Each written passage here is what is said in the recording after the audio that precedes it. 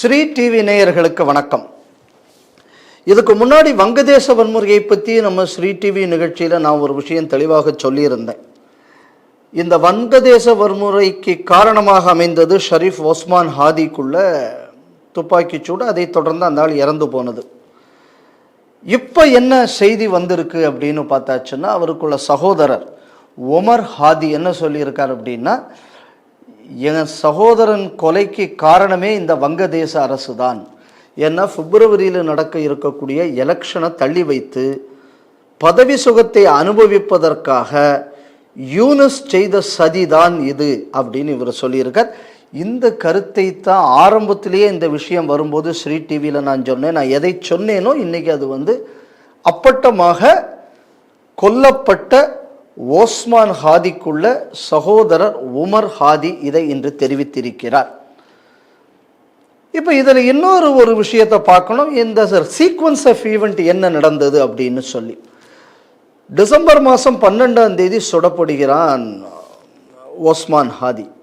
Osman ஹாதி December 12 சுடப்பட்டதுக்கப்புறம் 3 நாள் 12, 13, 14 முடிஞ்சு 15ஆம் தேதி தான் ஒஸ்மான் ஹாதியை மேல் சிகிச்சைக்காக சிங்கப்பூருக்கு கொண்டு செல்கிறார்கள். அதுக்கு சொல்லப்பட்ட காரணம் என்னன்னா, இந்த மாதிரியான நவீன சிகிச்சைகள் பங்களாதேஷில் இல்லை, இது அங்கே சிங்கப்பூரில் தான் இருக்குன்னு. ஸோ இப்படி சுடப்பட்டு ஒரு கண்டிஷனில் ஒரு பேஷண்ட் வந்த உடனே இதை அசஸ் பண்ணுறதுக்கு 3 நாள் தேவையில்லை, வந்த உடனேயே நீங்கள் சிங்கப்பூர் கொண்டு போயிருக்கலாம். ஏன் கொண்டு போகவில்லை? இது முதல் கேள்வி. ரெண்டாவது கேள்வி, 15ஆம் தேதி கொண்டு போய் அங்கே 18ஆம் தேதி இறந்ததாக சொல்லி அங்கேருந்து அந்த பாடி வரக்கூடிய நேரத்தில் வங்கதேசத்தில் மாபெரும் கலவரம் வருகிறது. இப்போ யோசிச்சு பாருங்க, யூனுஸ் பேசும்போது என்ன பேசுகிறார் அப்படின்னு சொன்னா, இந்த நாடே உனக்குள்ள வழியில் தான் சென்று கொண்டிருக்கிறது அப்படின்னு சொல்லி ஏதோ வங்கதேசத்தையே உருவாக்கின ஆளே இந்த ஒஸ்மான் ஹாதிங்கிற மாதிரி அன்னைக்கு யூனுஸ் பேசினார். அப்போ இப்படிப்பட்ட ஒரு முக்கியமான நபர் சுடப்பட்ட உடனேயே ஏன் நீங்கள் அவரை மேல் சிகிச்சைக்கு அன்றைக்கே சிங்கப்பூருக்கு கொண்டு போகல? அப்போ அவருக்குள்ள உயிருக்குள்ள மரியாதை உங்களுக்கு தெரியவில்லையா? இது முதல் கேள்வி. ரெண்டாவது கேள்வி, இந்த 3 நாட்கள் 12லேருந்து 13, 14, 15 இந்த 3 நாட்களுக்குள்ள வேற ஏதாவது திட்டமிட்ட சதி அந்த ட்ரீட்மெண்ட்டில் நடந்திருக்கிறதா அப்படிங்கக்கூடிய ஒரு விசாரணை இன்று தேவைப்படுகிறது. ஏன்னா இப்போ அவருக்குள்ள பிரதர் சொல்லியிருக்கார் ஒமர் ஹாதி, இவங்க தான் திட்டமிட்டு கொண்டிருக்காங்க அப்படின்னு. அப்போ எதற்காக இந்த காலம் அவகாசம் எதற்காக எடுத்துக்கொள்ளப்பட்டது அப்படின்னு சொன்னால், திட்டமிட்ட கலவரத்தை ஏற்படுத்துவதற்காக, கலவரத்தை ஆர்கனைஸ் பண்ணுறதுக்காக இந்த அரசாங்கம், வங்கதேச அரசாங்கம் இந்த நேரத்தை எடுத்துக்கொண்டிருக்கிறது. நான் ஏற்கனவே சொன்ன மாதிரி இந்த காலகட்டங்களில் தான் மம்தா பானர்ஜி யாரும் இந்த பிஎஸ்எஃப் போஸ்ட்டுக்கிட்ட போகாதீங்க அப்படின்னு சொன்னதும், இந்த கொலை முடிஞ்சு 18ஆம் தேதி அந்த மரண அறிவிப்பு 19ஆம் தேதி வந்த உடனேயே வங்கதேசத்திலிருந்து இந்தியாவை நோக்கி அங்கேருந்து இந்த கூட்டங்கள் நாங்கள் இந்தியாவுக்குள்ள நீதி கேட்க போகிறோம்னு சொல்லி கலவரத்திற்காக வந்ததும் இதெல்லாம் அந்த நேரத்தில் நடந்தது. அப்போது இந்த சதி நடக்கப் போகிறது என்பது முன்பே அனைவருக்கும் தெரிந்திருக்கிறதுங்கக்கூடியதை நான் ஏற்கனவே பேசியிருந்தேன். இன்றைக்கி அதை ஒமர் ஹாதி இன்னைக்கு அதை உறுதி செய்திருக்கிறார்ங்கிறத நம்ம பார்க்குறோம். இந்த நேரத்தில் என்ன நடந்தது அப்படின்னு பார்த்தாச்சுன்னா, நான் ஏற்கனவே சொன்ன மாதிரி புரோத்தோ அலோ அப்படிங்கக்கூடிய பத்திரிகை, டெய்லி ஸ்டாருங்கக்கூடிய பத்திரிகை எல்லாம் தீ வைத்து கொளுத்தப்பட்டதெல்லாம் கடந்த இதில் பார்த்தோம். இப்போ லேட்டஸ்டாக நஸ்னீன் முனி அப்படிங்கக்கூடியவங்க அவங்க நியூஸ் ஹெட்டாக இருக்காங்க குளோபல் டிவி அப்படிங்கக்கூடிய ஒரு நிறுவனத்தில். இந்த அம்மாவை நீ உடனடியாக வேலையை விட்டு தூக்க வேண்டும், ஏன்னா இந்த அம்மா அவாமி லீக் பார்ட்டிக்கு வேண்டப்பட்டவராக இருக்கிறார் அப்படின்னு சொல்லி சில இளைஞர்கள் இந்த டிவி ஆஃபீஸுக்குள்ளே போய் மிரட்டல் விடுத்திருக்கிறார்கள்ங்கக்கூடிய செய்தியும் இப்போ தற்போது வந்திருக்கிறது. அப்போ மிரட்டல் விடும்போது என்ன சொல்லி மிரட்டல் விடுத்திருக்காங்க அப்படின்னு சொன்னால், புரோத்தோ ஆலோவும் டெய்லி ஸ்டாருங்கக்கூடிய பத்திரிகை எப்படி தீப்பற்றி எறிந்ததோ அதே மாதிரி இந்த பத்திரிகையும் நாங்கள் தீ வைத்து கொளுத்துவோம் என்று சொல்லி மிரட்டியிருக்கிறார்கள்.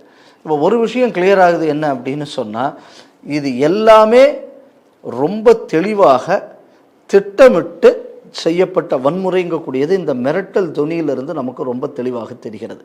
அப்போ இந்த விஷயங்கள்லாம் நடக்கக்கூடிய நேரத்தில் அமிர்த் மோண்டல் அப்படிங்கக்கூடிய ஒரு ஹிந்து சமுதாயத்தை சேர்ந்தவரை தாக்காவிலிருந்து கொஞ்சம் தூரம் தள்ளி இன்னொரு நகரத்தில் வச்சு சுட்டு கொண்டிருக்கிறார்கள், ஒரு கிராமத்தில். இப்போ ஏன் ஏன் அவன் அடித்து கொண்டிருக்கிறார்கள், சுட்டு கூட கொள்ள அவரை அடித்து கொண்டு இருக்கிறார்கள். வெறும் கடுமையாக ஊரில் இருக்கிற எல்லா துலுக்க பயிலும் சேர்ந்து அடித்து ரோட்டில் போட்டு அடித்து வச்சு இழுத்து வச்சு அடித்து கொண்டிருக்கிறார்கள். அப்போ இந்த பிரச்சனை வந்த உடனே இப்போ வங்கதேச அரசு என்ன சொல்லுது அப்படின்னு சொன்னால், அவர் கட்ட பஞ்சாயத்து பண்ணுறதுனால அவரை மக்கள் அடித்து கொன்று விட்டார்கள் என்று இப்பொழுது வங்கதேச அரசு சொல்கிறது. இதை நம்ம எப்படி பார்க்கணும்னா, இதுக்கு முன்னாடி தீபு சந்திரதாஸ் கொல்லப்பட்டார். தீபு சந்திரதாஸ் கொல்லப்பட்ட உடனே என்ன சொன்னாங்க அப்படின்னு சொன்னால், இஸ்லாத்துக்கு எதிராக அவர் பேசிய காரணத்தினால் அவர் கொல்லப்பட்டார்னு. அதுக்கப்புறம் விசாரிக்கும் போது அவர் அந்த மாதிரி பேசலை அப்படிங்கக்கூடியது தெரிய வந்தது.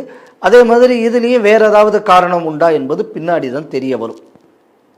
அப்போ இந்த இடத்துல முதல்ல அந்த வன்முறை நடக்கும்போது ஒரு அழுத்தம் அரசாங்கத்துக்கு கொடுத்து, அரசாங்கம் இல்லை ஆண்டாள் துலுக்கவனை பற்றி எதுவும் பேசலை அப்படின்னு தெரிய வந்தது. ஆனால் இந்த வழக்குகளில் அப்படி தெரிய வருமா அப்படிங்கக்கூடியது ஒரு சந்தேகத்துக்குரிய விஷயமாக இருக்கிறது. நல்லா யோசிச்சு பாருங்க. 2024 ஜூலை ஆகஸ்டில் முதல்ல இந்த புரட்சி என்பது ஆரம்பிக்கப்பட்டது. ஆரம்பிக்கும் போதே இந்துக்களுக்கு மீது தாக்குதல் நடக்கும்போது இஸ்கான் அமைப்பைச் சேர்ந்த பலர் இதற்கு எதிர்ப்பு தெரிவித்து வீதியில் வந்தார்கள். அதுக்கப்புறம் சின்மய் தாஸ் அப்படிங்கக்கூடிய ஒரு சன்னியாசி அவர் இதை எதிர்த்து வந்தார். உடனே நவம்பர் மாதம் 2024 அவரை தேச விரோத நடவடிக்கையில் ஈடுபட்டார்னு அவரை தூக்கி ஜெயிலில் போடுறாங்க.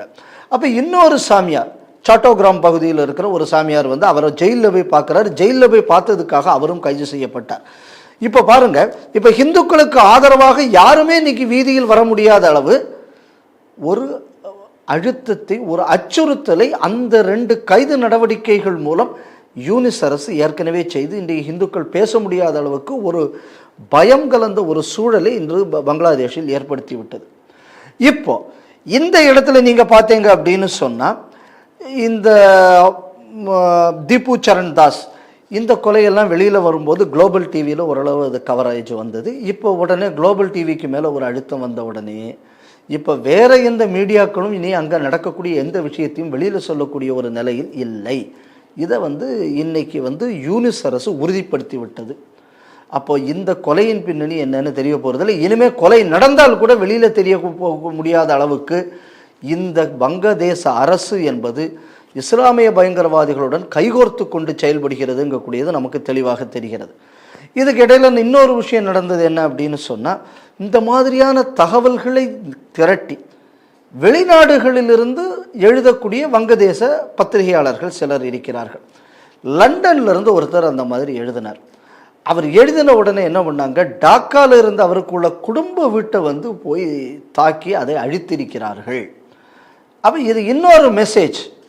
இங்கே என்ன அயோக்கியத்தனம் நடந்தாலும், இதை பற்றி யார் வெளியில் பேசினாலும், அவர்கள் யாராக இருந்தாலும் அவர்களுக்குள்ள சொத்துக்கள் வங்கதேசத்தில் இருந்தால் அழிக்கப்படும். அப்போது இந்த அரசு, இப்போ வங்கதேசத்தில் இருக்கக்கூடிய அரசு பயங்கரவாதிகளுடன் கைகோர்த்து கொண்டு செயல்படுகிறதுங்கக்கூடியது உறுதியாக தெரிகிறது.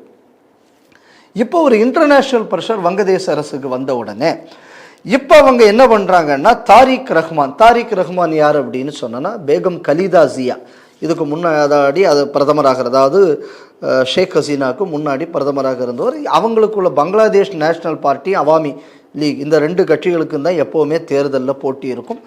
போன தேர்தலில் அவங்க தோற்று போனாங்க. அதுக்கப்புறம் இப்போ அதன் தலைவராக இருக்கக்கூடியவர் தாரிக் ரஹ்மான். இவர் வெளிநாட்டில் இருந்தார். 17 ஆண்டுகள் கழிந்து இன்னைக்கு அவர் இப்போ மறுபடியும் ஒரு 3-4 நாட்களுக்கு முன்னாடி அவர் பங்களாதேஷுக்கு வந்திருக்காரு. அவருக்கு பல லட்சம் பேருக்குள்ள வரவேற்பு. அவர் வரவேற்க வந்த அந்த வாகனத்துக்கு சுற்றி இராணுவ பாதுகாப்புடன் ஒரு ஹீரோஸ் வெல்கம் அவருக்கு கொடுக்கப்பட்டது. ஒரு வேடிக்கை என்ன அப்படின்னு சொன்னா, இந்த வங்கதேச பார்ட்டி, அதாவது பங்களாதேஷ் நேஷனல் பார்ட்டி, இதற்கு மேலும் கடுமையான ஊழல் புகார்கள் இருக்கிறதுனால தான் எல்லா அரசியல் கட்சியும் பங்களாதேஷை தோற்கடித்து விட்டார்கள். அதனால தான் நாங்கள் போராடுகிறோம், நாங்கள் ஊழலுக்கு எதிரான போராட்டக்காரர்கள், நாங்கள் தான் ஜென் ஜி என்று சொல்லி இந்த போராட்டம் என்பது நடந்தது. இப்போ ஊழல் கட்சியின் தலைவரை இப்போ மறுபடி பங்களாதேஷுக்குள்ள அவ்வளவு பெரிய ஒரு ஹீரோஸ் வெல்கம் கொண்டு வரும்போது, ஊழலுக்கு எதிராகத்தான் போராடுகிறோம் என்று சொன்னவர்கள் இப்போ பிஎன்பி கட்சி ஊழல் இல்லாத கட்சின்னு இப்போ அறிவிக்க தயாராக இருக்கிறார்களாங்கக்கூடிய ஒரு கேள்வி வரும். அதனால தான் நான் ஆரம்பத்திலேயே ஒரு விஷயம் சொல்லிக்கிட்டு வர்றேன். இது ஊழலுக்கு எதிரான போராட்டம் அல்ல. இது வங்கதேசத்தில் ஒரு கட்சிக்கு எதிரான போராட்டம் அல்ல. இது வங்கதேசத்தை தன் கட்டுக்குள் வைத்து இந்தியாவுக்கு அழுத்தம் கொடுப்பதற்காக சீனாவும் அமெரிக்காவும் சேர்ந்து செய்த சதிதான் இன்னைக்கு வங்கதேசத்தில் நடந்து வருகிறது. அப்போ இதுக்கு அமெரிக்காவில் அவங்க நோபல் பிரைஸ் வாங்கின யூனஸ் முதல்ல அனுப்பப்பட்டார்.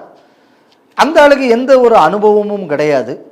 அனுபவம் இல்லாமல் ஊழலில் நல்ல அனுபவம் இருக்குது. ஏன்னா அவருக்கு பண்ண ஊழல்கள்லாம் இப்போ வெளியில் வந்ததுனால தான் இந்த பத்திரிகைகள் மீதெல்லாம் தாக்குதல்கள் நடத்தப்படுகிறதுங்கிறத நம்ம பார்க்குறோம். ஆனால் இப்படி ஒரு டெமோக்ராட்டிக் ப்ரொட்டஸ்ட் எங்கக்கூடிய பேரில் அன்று விவரம் தெரியாத இந்துக்கள் யூதர்கள் எல்லாரும் கலந்துக்கிட்டாங்க. ஏன்னா இது டெமோக்ரஸியை நம்ம கொண்டு வர போகிறோம் உங்கக்கூடிய பேரில்.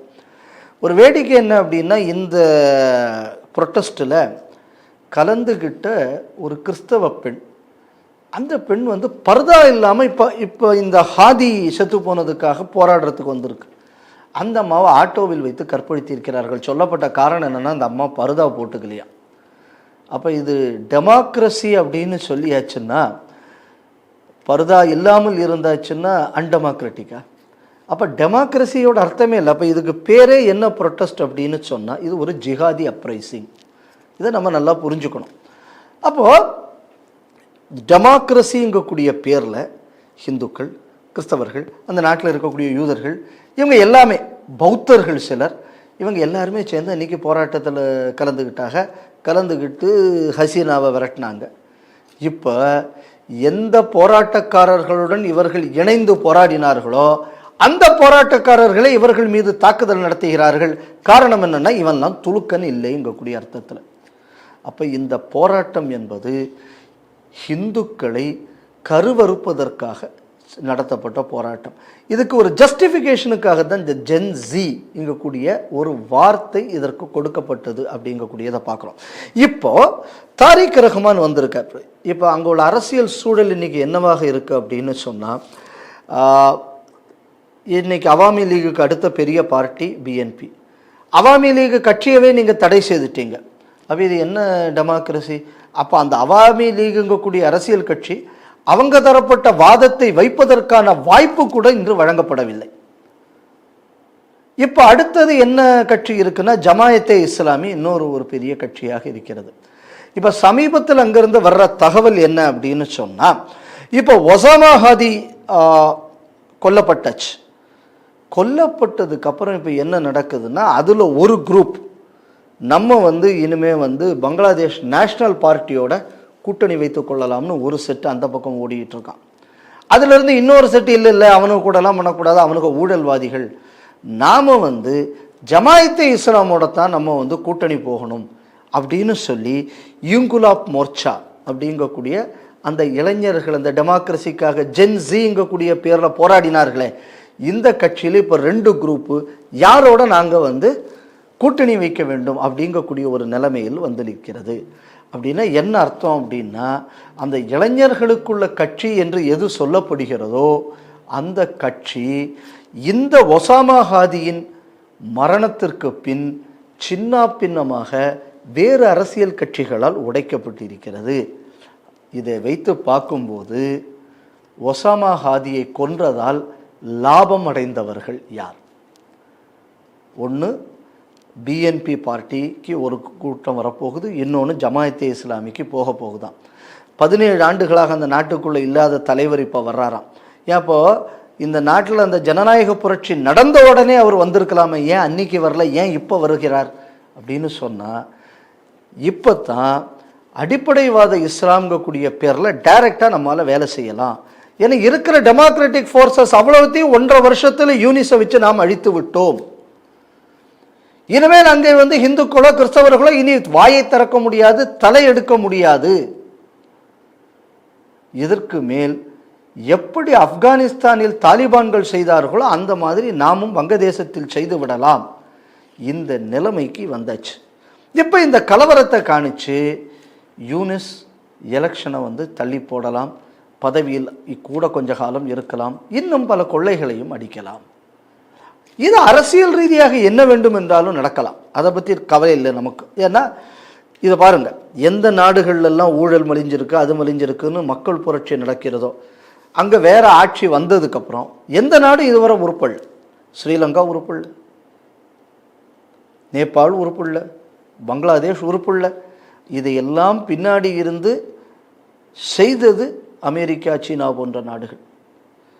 அந்த நாட்டிலிருந்து வாங்கி தின்னுக்கிட்டு செய்யக்கூடிய இந்த லோக்கலில் இருக்கக்கூடியவங்க மனசாட்சியை தொட்டு சொல்லட்டும், இவங்க சரி இந்த புரட்சி வந்ததுக்கப்புறம் உங்கள் நாடு எக்கனாமிக்கலி பெட்டராச்சா, இல்லைன்னா லா அண்ட் ஆர்டர் சிச்சுவேஷன் பெட்டராக இருக்கா, இல்லைன்னா உங்களோட ப்ரொடக்டிவிட்டி கூடியிருக்கா? ஒரு மண்ணாங்கட்டியும் இல்லை. ஆனால் இந்த வெளிநாடுகளுக்குள்ள சூழ்ச்சியை யார் எல்லா நாடுகளிலும் பயன்படுத்தி இருக்கிறார்கள்னு பார்த்தாச்சுன்னா இஸ்லாமிய அடிப்படைவாதிகளும் இடதுசாரி பயங்கரவாதிகளும் இதை பயன்படுத்தி அவங்க அஜெண்டாவை இன்னைக்கு சர்வ் பண்ணிக்கிட்டு இருக்காங்க. இதுதான் இன்னைக்கு உலகம் முழுக்க நடக்கிறது. இது அரசியல் ரீதியாக எப்படி வேண்டும் என்றாலும் இருக்கலாம். ஆனால் ஒன்று மட்டும் இதில் காமனாக தெரியக்கூடியது என்னன்னா, எல்லா இடங்களிலும் இந்துக்கள் பாதிக்கப்படுகிறார்கள். இந்த எல்லா பிரச்சனைகளும் இந்தியாவுக்கு எதிரான ஒரு சூழலை ஏற்படுத்தி வருகிறது என்கிறது தான் இதில் இருக்கக்கூடிய ஒரு காமன் பாயிண்ட். அதனால இதை புரிந்து கொண்டு இந்துக்களும் விழிப்படைய வேண்டும். பாரத நாட்டின் அரசும் ரியாக்டிவ் பாலிசியை கடைபிடிக்காமல் ப்ரோஆக்டிவாக சில விஷயங்களை செய்யாமல் இருந்தாச்சு அப்படின்னா இது இந்த தேசத்துக்கு ஒரு பேர் ஆபத்தாக முடியும். இதை அரசாங்கம் புரிந்து கொள்ள வேண்டும்னு நான் நினைக்கிறேன்.